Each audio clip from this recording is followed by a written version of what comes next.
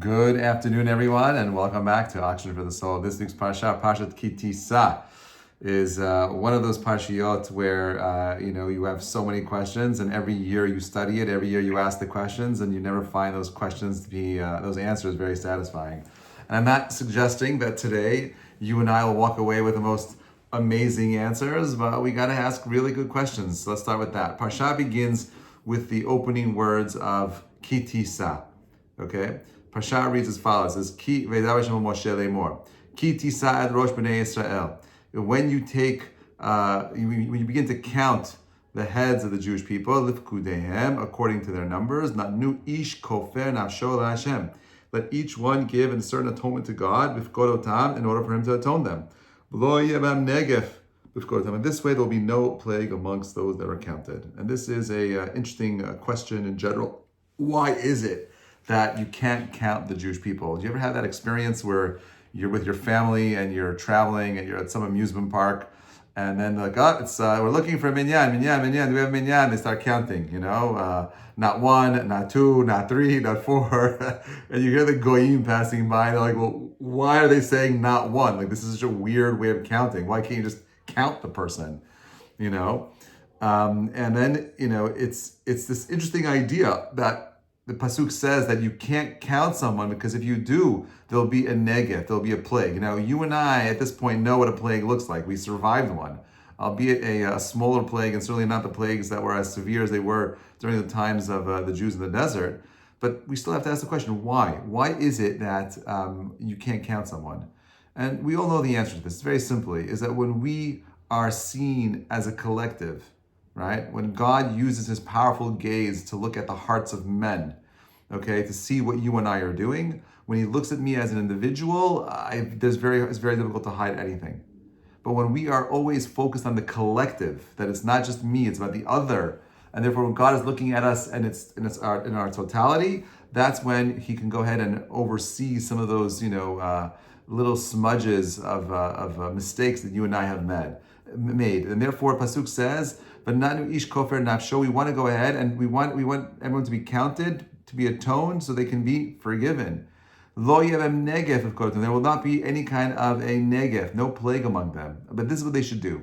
V'zeh yitnu kol ha'over al pekudim machzit hashekel. How are they going to be counted? Half a shekel. B'shekel hakodesh. How much is a shekel hakodesh? It's 20 gerah. 1 shekel, okay, is the weight of 20 gerah. That, by the way, the word agurot, right, in Israel comes from this word gerah. Esrim gerah, hashekel, machzit hashekel, trumat laHashem. Okay, you're going to take a half a shekel. So how much is a half a shekel worth? It's worth 10. It's not worth 5. It's interesting. A whole shekel is worth 20 gerah, and a half a shekel is worth 10. So even when I'm giving a half, it's still a whole number. It's not even a half a number. It's like a weird, interesting way of thinking about the numbers themselves. So my question is like this: why do we have to give a half a shekel? Okay, we're Jews. We like to get a discount. I don't want to give everything. If I can get half off, I'll take it. So I get that. But more importantly, why do I have to use a half measure to be counted? And then to add on this, you got to see what Rashi says. Rashi says that that Moshe could not understand. It says v'zeh yitnu, pasuk says, and then says haro'eh lo kimin matbea shel esh umishkala machzit shekel. That Moshe, God to show Moshe a coin on fire, weighing only half a shekel, and he said to him, like this one, do this and let them give this. Meaning that Moshe couldn't understand he couldn't wrap his head around how to make a half a shekel. Now, I don't mean to be, I don't want to belittle Moses and his intelligence, and certainly I don't understand what this Rashi means, obviously, but like Moshe, it's not that difficult. You got a regular shekel, it's worth 20 gerah, and a half a shekel is half of that. He was from Egypt, he for sure saw what a half looks like. What was he struggling about? What was his issue? So, and then another question you have to ask is, well, why did God have to show him the shekel on fire? You see this idea, by the way, earlier, and a couple of weeks ago, when Moshe was building when Hashem asked Moshe to build the menorah, he says, make a menorah out of one solid piece of gold. And Moshe is perplexed, and God has to show him how to build the image of a menorah out of fire. I can understand that. Menorah is a difficult, complicated, very detailed, beautiful, ornate, piece of machinery needed in the Kodesh HaKadoshim to light up the room itself. So I can understand why Moshe had to struggle with that. But a coin, what was the struggle? And why did God have to show it to him in this fiery flame? So let me ask you the following question. Is fire good? Is fire bad? You know what the answer is? It depends how you use it, right? Well, fire can be very good. Like, it's cold out, you can light a fire, you can heat people up. Fire can be an amazing way of enlightening us. It's dark out, now you have the ability to see. Fire can be used as combustion to move things. There's all kinds of amazing things that fire can do, but fire can be super destructive. I didn't see the news today, but yesterday there was a fire raging in Texas, and it was really bad. It was not too far from a nuclear power plant. They were freaking out that if the fire hits the nuclear power plant, God forbid, it could go nuclear. Nothing happened, so I'm hoping that they figured out how to put out the fire. But fire can be good or bad, depending on how it's used. Now, is money good or bad? Depends who you ask. Depends how it's used. Money can be a very powerful tool. You could use money in a very powerful way for good and, God forbid, for bad. I would even argue that money is an amplifier. And that if you have lots of money, it could amplify everything that you are. So if you have lots of problems, you know what that makes you? Money? Money with lots of problems. It amplifies it, it makes it worse. If you have, if you're someone who's very refined, someone who's very thoughtful and diligent, you can sit there and be super calculated and maybe make a $1 billion donation to the Albert Einstein Medical School and give a whole bunch of young medical students free tuition. That might be how you're using your money.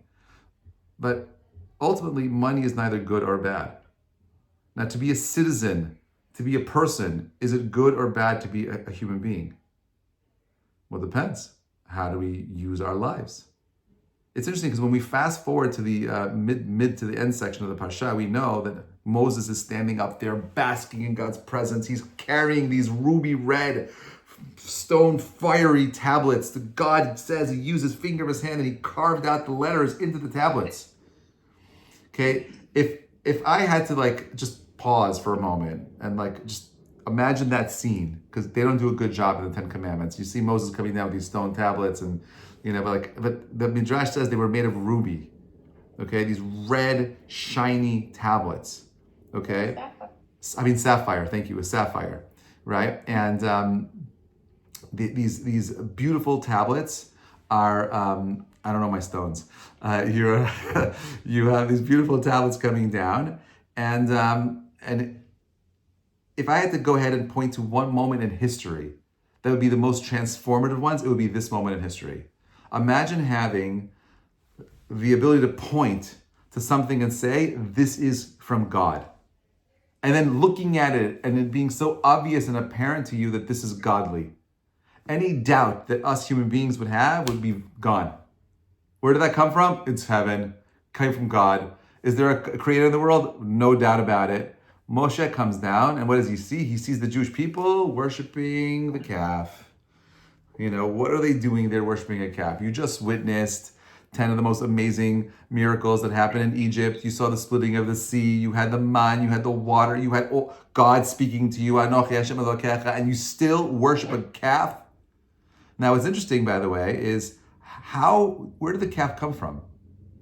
What did the Jewish people do? They went to Aharon. They saw that Moshe wasn't coming down. He says, Moshe's out. We need a leader. Moshe uses delay tactics. Go and get me some gold from your wives and this and that, and we'll take that. He takes all the gold. What does he do? He throws it into the fire. Right? Why? And then what comes out is a calf. Right? Fascinating. Who's responsible? Obviously, the Jewish people are responsible. And maybe some even argue that Aharon was responsible for not chastising the Jewish people, just delaying it, making it almost sound permissible. I get phone calls all the time. I got a very heart-wrenching phone call this morning from a woman who has a daughter who's dating someone who's not Jewish. And she's like, Rabbi, it's so painful. What do I do? Help me. And she's crying on the phone. I did everything right. I supported her. I helped her. And, how did this happen? I'm like, first of all, how long are they dating for? She's like, 9 months. I'm like, why are you calling me now? You should have called me 9 months ago. You should have called me on day one. I made a bracha earlier. You should have called me 9 months ago. Why are you calling me now? So she's like, listen, I didn't know. And I'm like, your silence was some form of admission. Aharon being silent is a form of admission. Why did he wait so long? You should have something immediately. You see something wrong, God forbid, with your family, friends, stand up and say something immediately and be super clear about what you believe in. Moshe comes down. First of all, God tells Moshe, he's up in heaven. Imagine Moshe hears from God, your people that you took out of Egypt, your people, they're already worshiping other gods. They've already cheated on me.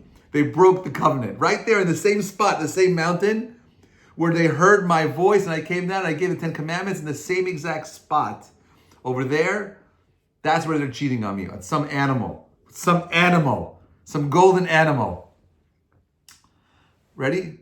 My next and last question for today. Why did Moshe bring the tablets down? He heard already from God that they were sinning. Why did he bring it down? He should say, you know what? I'm not going to bring these down. I'll leave it in Shamayim, and then I'll leave this nice present that you gave me here. I'll leave it here in heaven because we're not worthy for it. Let me come down and let me deal with the people. Let me elevate them and bring them up to a place where I can go back up and come back down again. Because we know the second luchot, the second time Moses goes up, the luchot that he has are not from God anymore. That's Moshe, him chiseling, right? Not the same brilliance. So let's go back and answer some of our questions and hopefully walk away with some clarity. This week's Shabbat, Perashat Ki Tissa, will hopefully be never the same for any of us. Okay, ready? Here we go. So I understand why it's a machzir the shekel. It's very simple. The nature of a human being is that we always sometimes overestimate our abilities. I can do it. I can do everything. And we keep pushing and pushing and pushing and pushing until, God forbid, we fail and disappoint the people around us.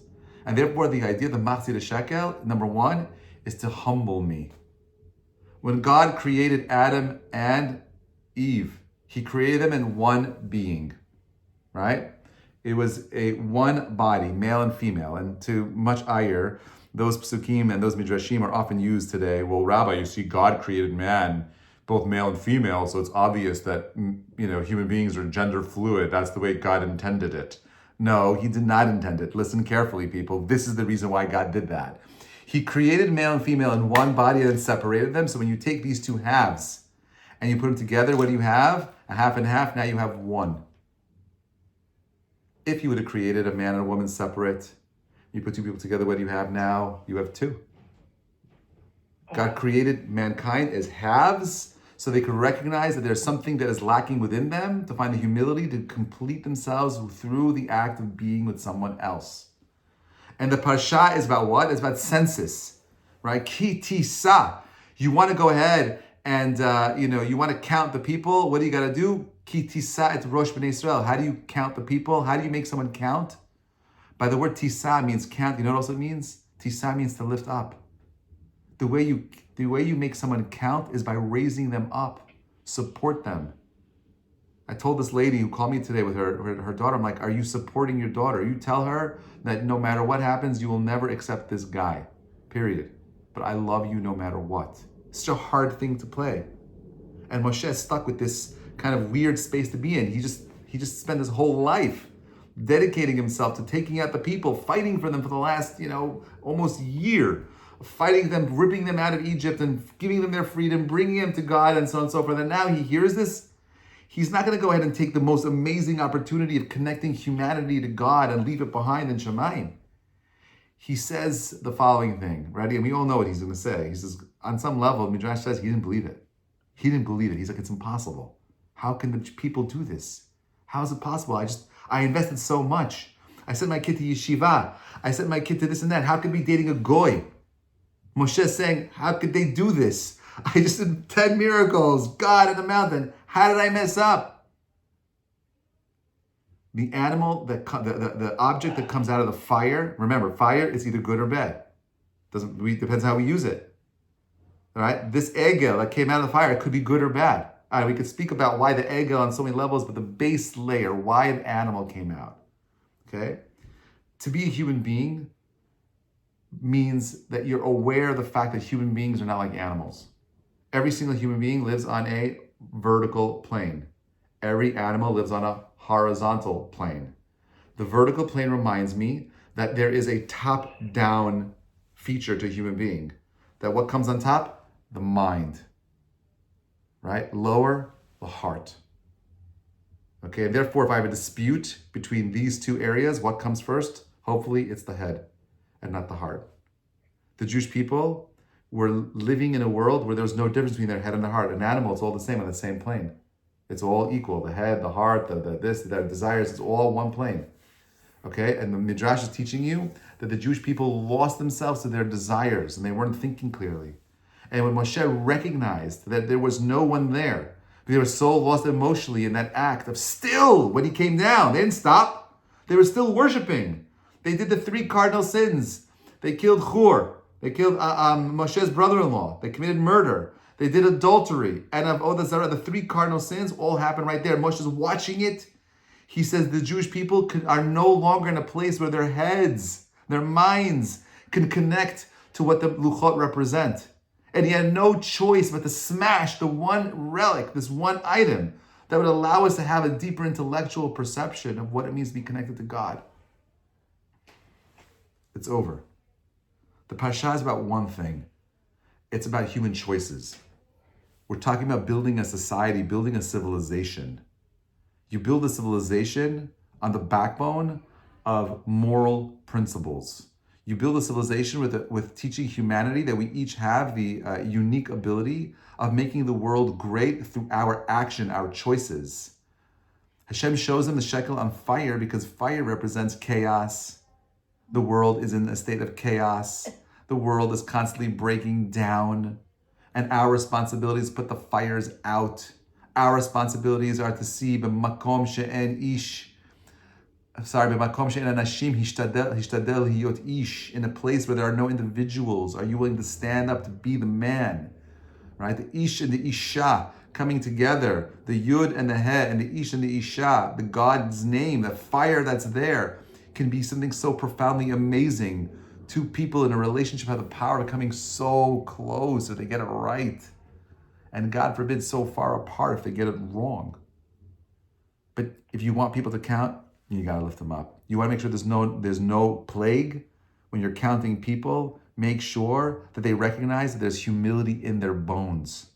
It's not just about me.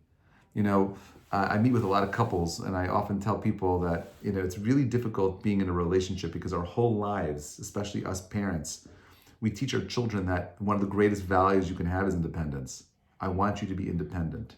I want you to have the freedom to make your own choices. I want to educate you so you can find your independence and do what you got to do to be the best version of you. And that's amazing.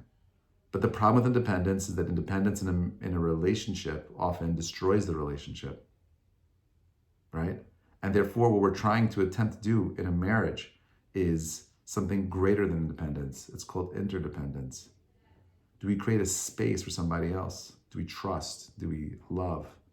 Do we build respect? Do we build the rapport necessary to maintain the relationship?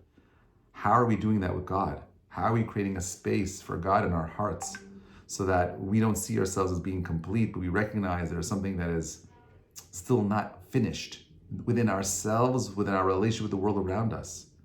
Because the world today, there's this guy that's been, his videos are popping up everywhere for me. I don't know why. His name is Brian Bishop. Brian Bishop is a CEO of a company, a media company, and he has 6,000 employees. And he tells them, if you are going home to your wife and family at the end of the day, you're never going to be successful. You will not be successful if you have a family because you're using your energy and being distracted on other things. Success comes from 100% focus and commitment to one thing, your success. And therefore, he encourages his employees to get divorced. You cannot be an entrepreneur. I can't make this stuff up. You cannot be an entrepreneur today. You can't find success unless you are focused 100% on everything. Now, is he wrong? So what's the obvious answer? Well, it depends on what your definition of success is. Now, he's not wrong if your definition of success is material gain. Of course, if it's only about having the biggest house, the fanciest car, the biggest planes, then he's not wrong. Go out and just be singular focused and get your toys.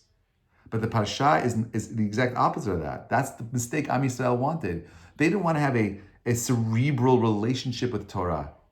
Moshe is trying to lift the people out of a poor man's way of thinking about the world. Stop thinking about your heart and start thinking more deeply about how you can build a cerebral connection to God and the world around you, to the people around you. What are your responsibilities? What are the core values you're using to help elevate yourself and the people around you to become something more? Don't let it just be about money. And that's what we do. It's all about money. And it's not about the money. The money can be powerful. It can be destructive. It could be profoundly able to go ahead and make major change. But if it's not clear what you're doing here, success could be the undoing of you. Those people that are often looking for that kind of success, okay, are depressed at the end of their lives with nothing. It's not about material gain. The true measure of a person's success is his ability to look within himself and recognize that he was able to refine himself to become something more profound. That I humbled myself, that I created a space for my family, my parents. I recognized that the purpose of life is to love, and to love is to give of myself. If I am whole and it's only about me, I got nothing at the end. I can't take my money with me. By the way, if you think about it, nothing is truly yours. What's really you is this, how is it mine? Are your possessions, you can't take it with you. The only thing that's yours is your body. The closest thing maybe is your spouse. But ultimately, there's nothing really here that's yours. These are all tools that you can use to go ahead and elevate or destroy, to provide, to give, to sustain, to grow, to develop, or to be selfishly only thinking about yourself. And in that world where you're selfishly thinking about yourself, you have nothing at the end. You can convince yourself that you have everything, but truly at the end, you're nothing. So the Torah reminds us that when we are trying to build a society, Ki Tissa et Rosh Kol Bnei Yisrael, how are we lifting the people up? How are we getting them to use the Rosh? How do we get the people to be more mindful of the things that matter the most? Not to allow the coin to define our reality, because in that world, it's negative, it's plague, it's destructive.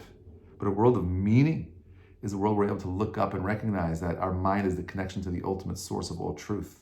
And with that, you and I, God willing, can create a world of true light and beauty, a world of love, where there's no more hate and no more anger and no more insane wars, and we stop with this insane reality where we're worrying about fighting other people. That is not the world that I want to live in. But the way I reject that world is by spending time and elevating myself to becoming something bigger and better.